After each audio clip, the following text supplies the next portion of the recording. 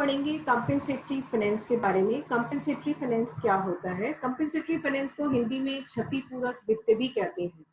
Compensatory finance का मतलब है कि वो डेलिब्रेट एडजस्टमेंट राजस्व, व्यय और पब्लिक बोरोइंग के, जिससे कि अर्थव्यवस्था में फुल एम्प्लॉयमेंट के एम को अचीव किया जा सके और अर्थव्यवस्था में इन्फ्लेशन भी ना हो। और ऐसा करने के लिए गवर्नमेंट जिस चीज को अपनाती है वो है बजट। कंपेंसेटरी फाइनेंस का पहला कंसेप्ट हमें मिलता है 1930s में, जबकि डिप्रेशन आया था और कीन्स इसका सोल्यूशन लेकर के आए थे। कीन्स ने उस समय जो मेथड दिया था वो था पंप प्राइमिंग का मेथड। अर्थव्यवस्था को डिप्रेशन से निकालने के लिए उन्होंने एक पंप प्राइमिंग मेथड दिया, जिससे कि अर्थव्यवस्था को स्टिमुलेट किया जा सके। लेकिन स्टिमुलेट आप कैसे करेंगे? वो करेंगे कंपेंसेटरी फाइनेंस के थ्रू, जिसमें कि अर्थव्यवस्था के अंदर जो है मनी को इन्फ्यूज किया जाता है या इंजेक्ट किया जाता है और लोगों को रोजगार दिया जाता है, जिससे कि उसकी इनकम और कंजम्पशन लेवल बढ़ सके। कंपेंसेटरी फाइनेंस को दूसरी जो बूस्ट मिला वो मिला सेकेंड वर्ल्ड वॉर के टाइम, जबकि अर्थव्यवस्था में डिप्रेशन तो था ही, साथ साथ इन्फ्लेशनरी प्रेशर भी आ गए। तो अर्थव्यवस्था की इन दोनों चीजों को आप कैसे दूर करोगे, जिसमें कि आपके पास अर्थव्यवस्था में जो है इन्फ्लेशनरी प्रेशर्स भी है और साथ साथ में आपके पास डिप्रेशन भी है। तो कंपेंसेटरी फाइनेंस जो है बेसिकली एक फिस्कल पॉलिसी मेजर है डेवलपिंग इकोनॉमीज के लिए। आप सबको पता है स्टूडेंट्स की वर्ल्ड में मैक्सिमम इकोनॉमीज डेवलपिंग इकोनॉमीज हैं। और डेवलपिंग इकोनॉमीज के एम क्या होते हैं? पहला एम होता है इसका कि इकोनॉमिक ग्रोथ और डेवलपमेंट। हर कंट्री ये चाहता है कि वो विकसित देशों जैसा डेवलप हो जाए या उसकी इकोनॉमिक ग्रोथ जो है वो विकसित देशों के बराबर हो जाए, इसलिए वो डिफरेंट डिफरेंट मेजर्स अपनाता है। दूसरा जो एम होता है डेवलपिंग इकोनॉमी का वो होता है फुल एम्प्लॉयमेंट। हम भी अपने देश में यही चाहते हैं कि हर व्यक्ति को रोजगार मिल जाए। तो अर्थव्यवस्था में किस तरीके से सब लोगों को रोजगार दिया जा सकता है, ये इसका दूसरा एम होता है। तीसरा एम होता है पॉवर्टी रिडक्शन, क्योंकि पॉवर्टी सबसे बड़ी प्रॉब्लम होती है, इसलिए जो है पॉवर्टी को रिड्यूस करना और मैक्सिमम लोगों को पॉवर्टी के लेवल से बाहर निकालना, ये किसी भी डेवलपिंग इकोनॉमी का चौथा एम होता है। पांचवा एम होता है सोशल इंक्लूजन और इक्विटी। मैंने पहले भी आपको बताया था कि जिस समय मार्केट इकोनॉमी काम करती है और प्राइवेट सेक्टर काम करता है तो अर्थव्यवस्था में इनइक्वलिटी आ जाती है, गरीब और गरीब होता चला जाता है और अमीर जो है वो और अमीर होता चला जाता है। ऐसे केस में अर्थव्यवस्था में इनइक्वलिटी को कैसे दूर किया जाएगा और अर्थव्यवस्था में इक्वलिटी कैसे स्थापित की जाएगी, ये अदर एम होता है किसी भी डेवलपिंग इकोनॉमी का। इसके बाद mobilization of real and financial resources. आप जानते हैं कि हर डेवलपिंग इकोनॉमीज में कुछ ना कुछ रिसोर्सेज ऐसे होते हैं जो कि या तो अंडर यूटिलाइज्ड होते हैं या अनयूटिलाइज्ड होते हैं। इन रिसोर्सेज को फुली यूटिलाइज करना और इकोनॉमी के लिए मोबिलाइज करके इकोनॉमी को डेवलप करना, ये अदर एम होता है किसी भी डेवलपिंग इकोनॉमीज का। इसके अलावा इकोनॉमिक स्टेबिलिटी लाना। मैंने पहले भी आपको ये बात कई बार बताई है कि अर्थव्यवस्था कभी भी स्थिर अवस्था में नहीं रहती, वो सिंपल बैलेंस अवस्था में रहेगी, ऐसा बहुत कम होता है। वो जर्नली जो है बैलेंस अवस्था में नहीं रहती, या तो उसमें डिप्रेशन आ जाता है या फिर उसमें जो है इन्फ्लेशन आ जाता है।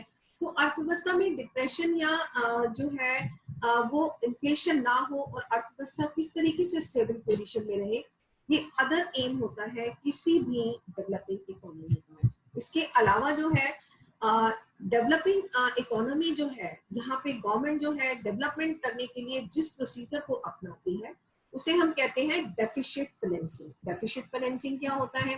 देखिए, डेफिशिट फाइनेंसिंग वो होता है जिसमें कि गवर्नमेंट जानबूझकर अपने बजट में घाटा दिखाती है और इस घाटे को पूरा करने के लिए या वो डिफरेंट मेजर्स अपनाती है, जिसमें सबसे इंपॉर्टेंट मेजर होता है मार्केट में मनी को इन्फ्यूज करना या मनी का क्रिएशन करना और नोट छाप करके वो ये मनी मार्केट में डालती है। इसका सीधा सीधा रिजल्ट क्या होता है कि अर्थव्यवस्था में जो है वो इन्फ्लेशन आ जाती है, क्योंकि जब ज्यादा मनी जो है वो थोड़ी वस्तुओं का पीछा करता है तो डेफिनेट सी बात है कि अर्थव्यवस्था के अंदर जो है वो हमेशा से इन्फ्लेशन आ जाता है। तो ऐसे केस में अर्थव्यवस्था को स्टेबलाइज करने के लिए ये गवर्नमेंट क्या करती है कि अर्थव्यवस्था में ऑटोमेटिक स्टेबलाइजर को फिट कर देती है। ये ऑटोमेटिक स्टेबलाइजर क्या होते हैं?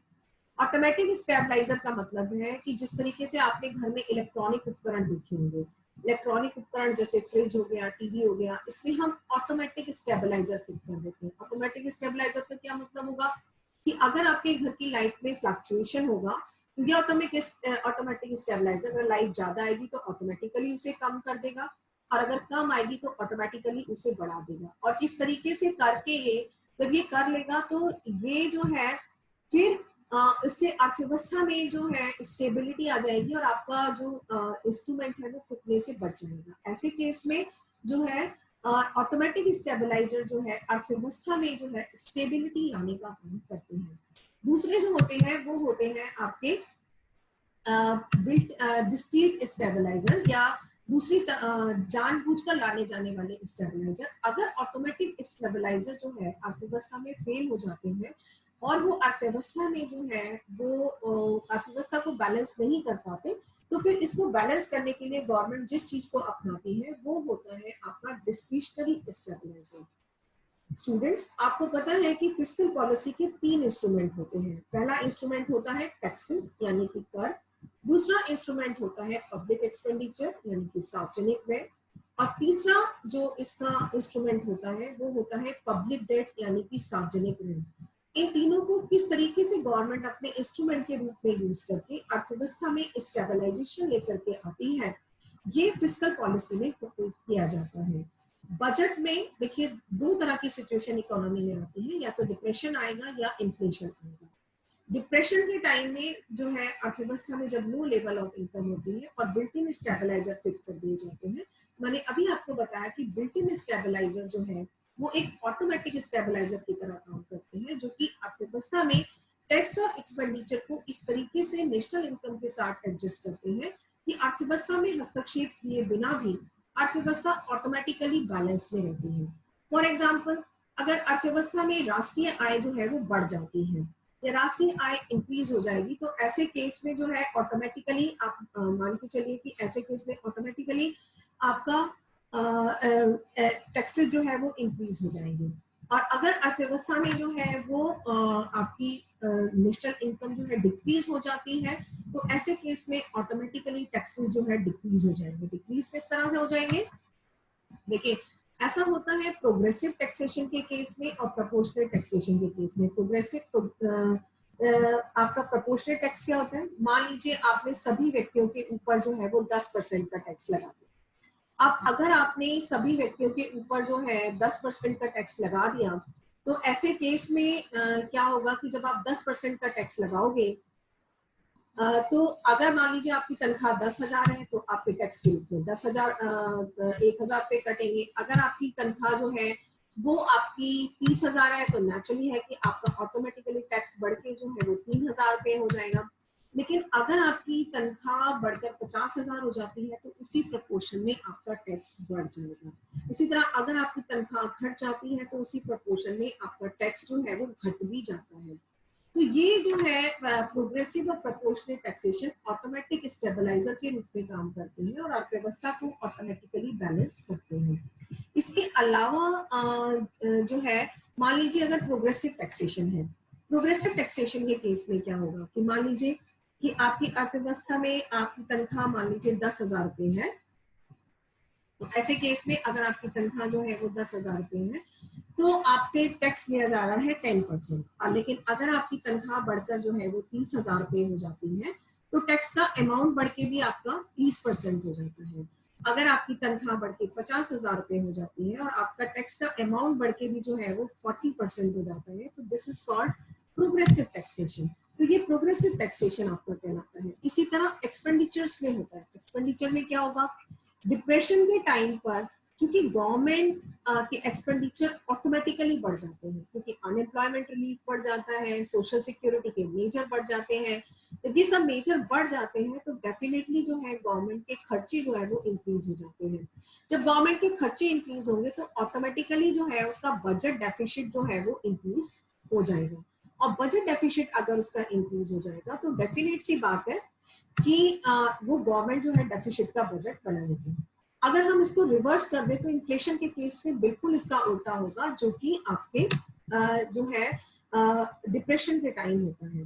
ठीक इसी तरह डिस्क्रिशनरी मेजर का रोल होता है। डिस्क्रिशनरी मेजर का मतलब है कि वो डेलिब्रेट चेंजेस जिसमें कि गवर्नमेंट जानबूझकर बजट में चेंज करके डिप्रेशन या इन्फ्लेशन को कंट्रोल करने की कोशिश करती है। कैसे करेगी? ये 3 फॉर्म्स के रूप में होता है।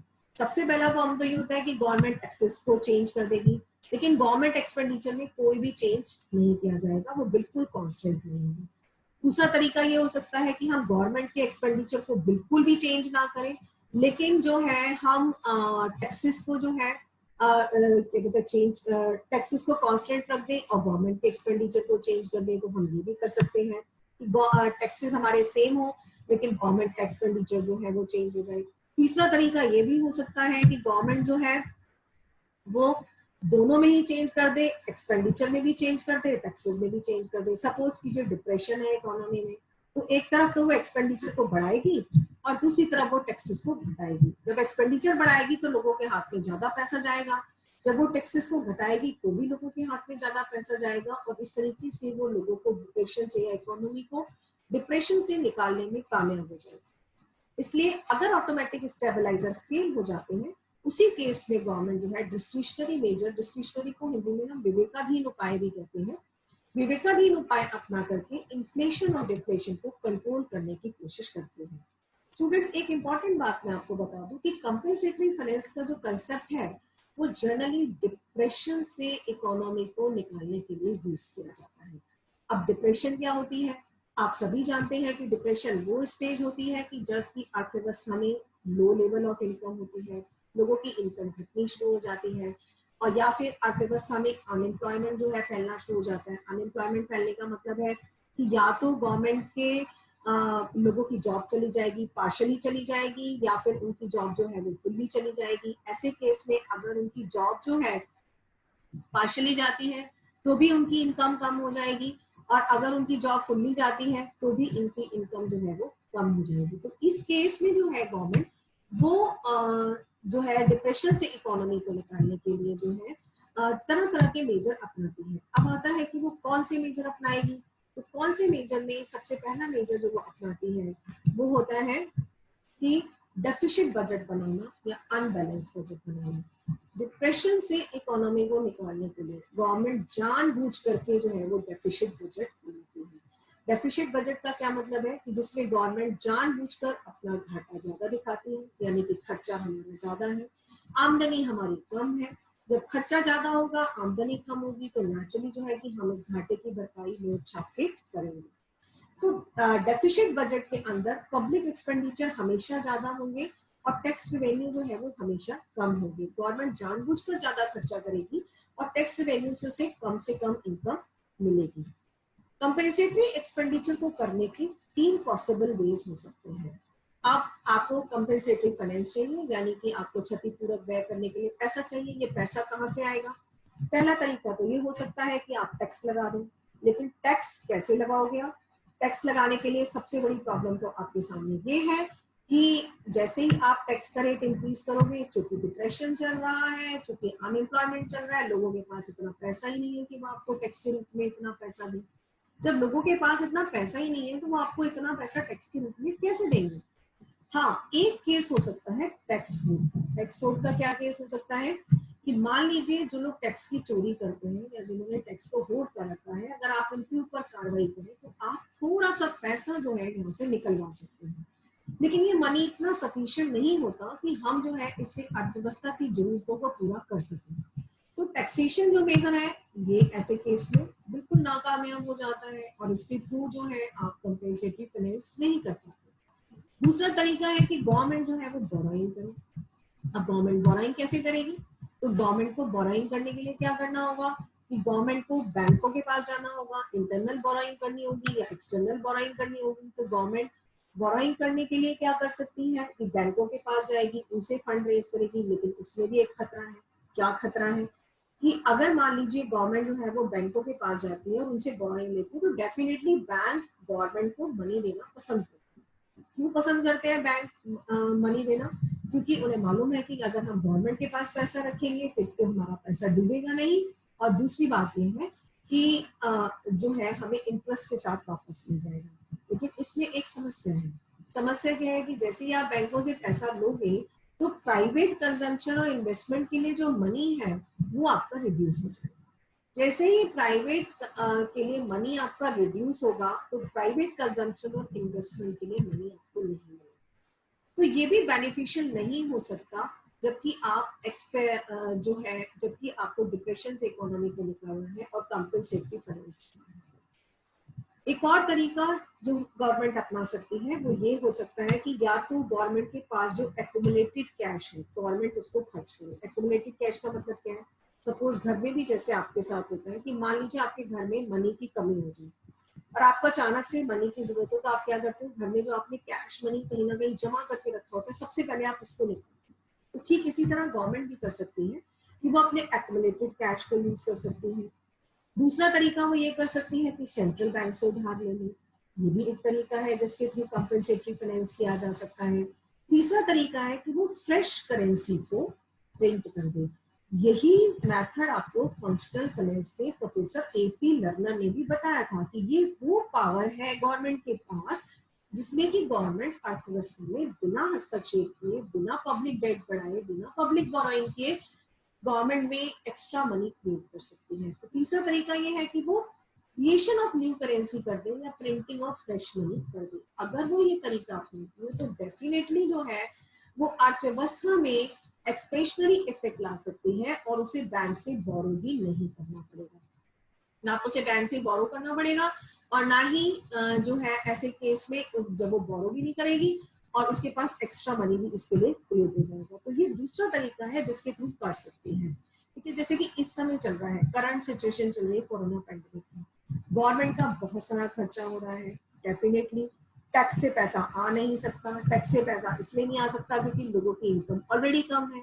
जब लोगों की इनकम ऑलरेडी कम है, टैक्स से पैसा नहीं आ सकता, तो दूसरा तरीका ये है कि गवर्नमेंट बोरो करे। बोरो करना भी पॉसिबल नहीं है। तो तीसरे केस में गवर्नमेंट क्या करेगी? गवर्नमेंट ने इस साल जो है आरबीआई से मनी लिया है। आपको मालूम है कि गवर्नमेंट ने इस साल 57,128 करोड़ रुपए जो है वो आरबीआई से लेने जा रही है। लास्ट ईयर भी गवर्नमेंट ने अपना खर्चा चलाने के लिए जो है वो 1,76,000 करोड़ रुपए जो है वो उन्होंने आरबीआई से लिया था। आपको मालूम है कि जब गवर्नमेंट ने डेफिसिट फाइनेंसिंग किया तो डेफिसिट फाइनेंसिंग के टाइम जो है 1,76,000 करोड़ रुपए का वो डेफिसिट फाइनेंसिंग था और ये मनी गवर्नमेंट जो है वो आरबीआई से ले लिया। अब आरबीआई से लेने का फायदा क्या हुआ कि एक तो आपको बोरोइंग नहीं करनी पड़ी, दूसरा बोरोइंग नहीं करनी पड़ी तो आपके ऊपर जो है इंटरेस्ट का बर्डन नहीं पड़ा और बिना किसी प्रेशर को क्रिएट किए इकोनॉमी के ऊपर आपके पास वो मनी इकट्ठा हो गया जो कि आपको गवर्नमेंट को खर्चे के लिए चाहिए था या पब्लिक एक्सपेंडिचर के लिए चाहिए था। तो ये दूसरा मेथड है जिसके थ्रू गवर्नमेंट जो है वो अर्थव्यवस्था में मनी क्रिएट कर सकती है। और ये तीनों ही मेथड मैंने जो आपको बताए हैं, चाहे वो पब्लिक क्रिएशन ऑफ मनी करती है, चाहे वो जो है एक्यूमुलेटेड कैश करती है या प्रिंटिंग ऑफ फ्रेश करेंसी करती है, इन तीनों ही मेथड से जो है गवर्नमेंट को एडिशनल मनी क्रिएट हो जाता है जिसके थ्रू वो जो है अर्थव्यवस्था में अपने एक्सपेंडिचर को मीट आउट कर सकती है। इस तरह डेफिसिट फाइनेंसिंग जो है वो मोस्ट पावरफुल टूल है किसी भी डेवलपिंग इकोनॉमी के लिए कि वो उससे थ्रू अपना इकोनॉमिक डेवलपमेंट कर सकते हैं। वो इसके थ्रू जो है अपना डिप्रेशन को कर्व कर सकते हैं। वो चाहे तो कंपेंसेटरी फाइनेंस को फाइनेंस कर सकते हैं। तो डेफिसिट फाइनेंसिंग वो मेथड है जिसके थ्रू जो है आप अर्थव्यवस्था के अंदर जो है वो कंपेंसेटरी फाइनेंस को ला सकते हैं या कंपेंसेटरी एक्सपेंडिचर जो है वो आप कर सकते हैं। तो इसके अलावा जो है अब समस्या ये आती है कि गवर्नमेंट जो इस मनी को है वो फंड्स को खर्च कहाँ पर करे। देखिए कीज इस मामले में बिल्कुल क्लियर थी। कीज ने क्लियर कट बोला कि जो भी एक्स्ट्रा मनी गवर्नमेंट क्रिएट करती है वो पब्लिक एक्सपेंडिचर के कामों पर ही खर्च होना चाहिए। पब्लिक एक्सपेंडिचर के कौन से काम है? जैसे कि पब्लिक वर्क प्रोग्राम, रोड्स का कंस्ट्रक्शन करें, फ्लाईओवर बनाए, मेट्रो बनाए, एयरपोर्ट्स बनाए, हॉस्पिटल्स बनाए या फिर एजुकेशनल इंस्टीट्यूट्स की बिल्डिंग बनाए। यानी कि उसे केवल प्रोडक्टिव कामों पर खर्च करने चाहिए, उन प्रोडक्टिव कामों के ऊपर जिससे कि अर्थव्यवस्था में लोगों के लिए एम्प्लॉयमेंट क्रिएट हो। एम्प्लॉयमेंट क्रिएट होगा तो नेचुरली उनके पास इनकम आएगी तो कंजम्पशन होगा, कंजम्पशन अगर इनका इंक्रीज होगा तो डेफिनेट सी बात है कि कंजम्पशन इंक्रीज होने की वजह से जो है इफेक्टिव डिमांड बढ़ेगी, और इफेक्टिव डिमांड बढ़ेगी तो इनकम और एम्प्लॉयमेंट जो है वो राइज करेगा। जब इनकम और एम्प्लॉयमेंट राइज करेगा तो डिप्रेशन जो है वो ऑटोमेटिकली वीक हो जाएगी। तो इस तरीके से कंपेंसेटरी फाइनेंस जो है वो अर्थव्यवस्था में डिप्रेशन को जो है कम करने में एक बहुत बड़ा रोल जो है वो अदा कर सकता है। तो कंपेंसेटरी फाइनेंस का कंसेप्ट भी जो है वो हम इसीलिए पढ़ते हैं कि अर्थव्यवस्था में डिप्रेशन को जो है वो किस तरीके से कम किया जा सकता है, और अर्थव्यवस्था में कोई एक्स्ट्रा प्रेशर डाले बिना किस तरीके से फुल एम्प्लॉयमेंट लाया जा सकता है, और फुल एम्प्लॉयमेंट के साथ साथ इन्फ्लेशन का प्रेशर भी उसके ऊपर नहीं पड़ता।